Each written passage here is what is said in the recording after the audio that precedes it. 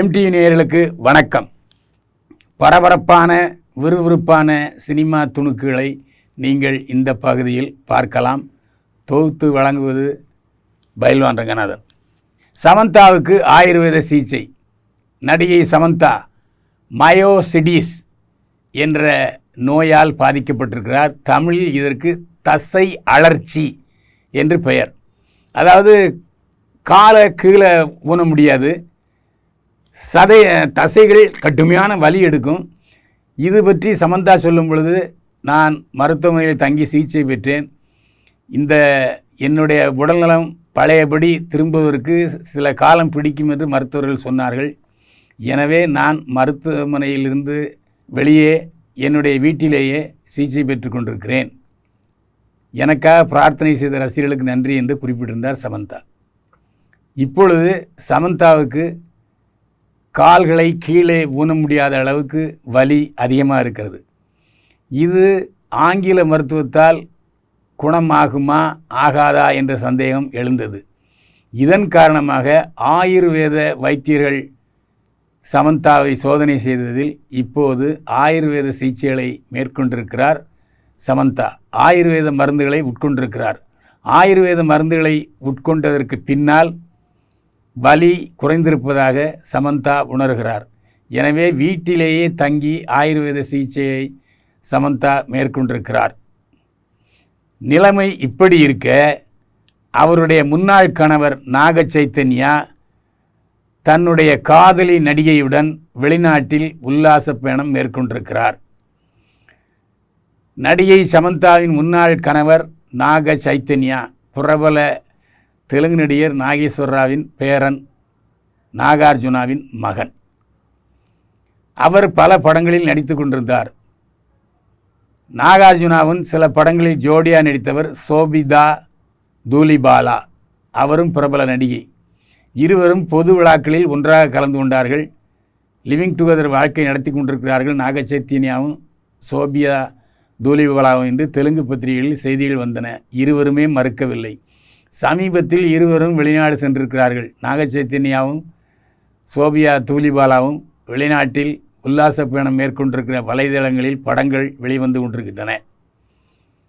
சோபிதா தூலிபாலா யார் என்று சொன்னால், தெலுங்கில் பல படங்களில் வில்லனாக நடித்த நடிகர் தூலிபாலாவின் மகள் சோபிதா தூலிபாலா.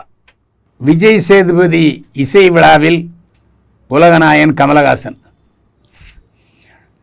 விஜய் சேதுபதி கதாநாயகனாக நடிக்கும் படம் டிஎஸ்பி. இந்த படத்தை பொன்ராம் கதை திரைக்கதை வசனங்களை இயக்கியிருக்கிறார். இமான் இசையமைத்திருக்கிறார். இந்த படத்தை தமிழகம் முழுவதும் கார்த்திக் சுப்புராஜ் வெளியிடுகிறார். இந்த படத்தின் இசை வெளியீட்டு விழா உலக வர்த்தக அரங்கில் நந்தம்பாக்கத்தில் நடந்தது. இந்த விழாவில் சிறப்பு அழைப்பாளராக கமலஹாசன் கலந்து கொண்டார். கமலஹாசன் அப்போதுதான் மருத்துவமனையிலிருந்து சிகிச்சையிலிருந்து மீண்டு திரும்பி வந்தார். வந்த கையோடு அவர் டிஎஸ்பி விழாவிலே கலந்து கொண்டார். விழாவிலே கலந்து கொண்ட விஜய் சேதுபதியை பாராட்டி கமலஹாசன் வானலாக புகழ்ந்தார். விஜய் சேதுபதியும் என்னை போலவே சினிமாவை நேசிப்பவர். இதை நான் என்னுடைய அனுபவபூர்வமாக உணர்ந்து கொண்டேன். விஜய் சேதுபதி விழாவில் கட்டாயம் கலந்து கொள்ள வேண்டும் என்ற விருப்பத்தின் காரணமாகவே மருத்துவர்களுடைய வேண்டுகோளை புறக்கணித்து இந்த விழாவிலே கலந்து கொண்டிருக்கிறேன் என்று சொன்னார் கமலஹாசன். இந்த விழாவிலே கமலஹாசன் கொடுத்த பாராட்டு பத்திரத்தை முழங்காலிட்டு இருகரம் நீட்டி வாங்கி கொண்டார் விஜய் சேதுபதி. இந்த படத்தில் அனுகீர்த்தி, சிவானி நாராயணன் உள்ளிட்டோர் நடித்திருக்கிறார்கள். விழாவில் மேலும் பேசுகையில் கமலஹாசன் சொன்னார், நான் நடிகர் திலீப்குமாரின் பரம ரசிகன். அவருடைய பிறந்தநாள் விழாவில் நேரில் போய் சந்தித்து வாழ்த்து பெறுவேன். என்னிடம் மண்டியிட்டு வாழ்த்து பெற்றார் விஜய் சேதுபதி. நிச்சயமாக விஜய் சேதுபதியிடம் மண்டியிட்டு பல நடிகர்கள் வாழ்த்து பெறுவதற்கான சூழ்நிலை விரைவில் வருகிறது. என்னுடைய தம்பியைப் போலவே நான் விஜய் சேதுபதியை நேசிக்கிறேன்.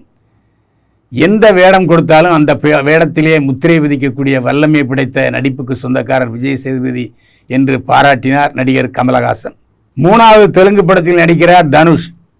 நடிகர் தனுஷ் ஏற்கனவே தெலுங்கில் சார் என்ற படத்தில் நடித்துக் கொண்டிருக்கிறார். அது விரைவில் வாத்தி என்ற பெயரில் தமிழில் வெளியாகிறது. இப்போது மேலும் 2 தெலுங்கு படங்களில் கதாநாயகன் நடிக்க ஒப்பந்தமாகியிருக்கிறார் தனுஷ். தனுஷ் தமிழ்நாட்டில் பிறந்து தேனியில் பிறந்து வாழ்ந்தாலும் தமிழ் நடிகராக புகழ் பெற்றாலும் அவருடைய தாய்மொழி தெலுங்கு. தெலுங்கு மிகச் சரளமாக பேசக்கூடியவர் தனுஷ். அதன் காரணமாகத்தான் அவர் தொடர்ந்து தெலுங்கு படங்களில் நடிக்க ஒப்பந்தமாகிக் கொண்டிருக்கிறார். அது மட்டுமல்ல, இந்தி படத்தில் நடிக்கிறார், பிரெஞ்சு மொழி படத்தில் நடிக்கிறார், ஆங்கில படத்தில் நடிக்கிறார் தனுஷ். தமிழ் நடிகர்களில் அதிகமான மொழி படங்களில், அதுவும் வேற்று மொழி படங்களில் நடித்துக் கொண்டிருப்பவர் தனுஷ் என்பது குறிப்பிடத்தகுந்தது. விஜய்க்கு பின்னணி பாடுகிறார் STR சிலம்பரசன். நடிகர் சிலம்பரசன் அவருடைய தந்தையார் டி ராஜேந்தரை போலவே பாடும் வல்லமை படைத்தவர். பல படங்களுக்கு சிம்பு சொந்த குரலில் பாடியிருக்கிறார். வெளியார் படங்களுக்கும் சிம்பு பாடிக்கொண்டிருக்கிறார் என்பது குறிப்பிடத்தகுந்த விஷயம். இப்போது ஜனவரி 12ஆம் தேதி தமிழகம் முழுக்க திரையிடப்படுகிற படம் விஜய் நடித்த வாரிசு. இந்த படத்தில் ஏற்கனவே ரஞ்சிதமே ரஞ்சிதமே என்ற பாடல் வெளிவந்து கோடிக்கணக்கான ரசிகர்களின் லைக்குகளை பெற்றுக் கொண்டிருக்கிறது. அதில் மானசியுடன் சேர்ந்து விஜய் பாடியிருக்கிறார். இந்த படத்தில் வாரிசு படத்தில் இன்னொரு பாடலை STR சிலம்பரசன் பாடியிருக்கிறார். விஜய்க்கு பின்னணி குரல் கொடுத்திருக்கிறார் STR சிலம்பரசன். எந்தவித ஈகோ இல்லாமலும் மற்ற நடிகர்களுக்கும் பின்னணி குரல் பாடிக்கொண்டிருக்கிறார் STR சிலம்பரசன்.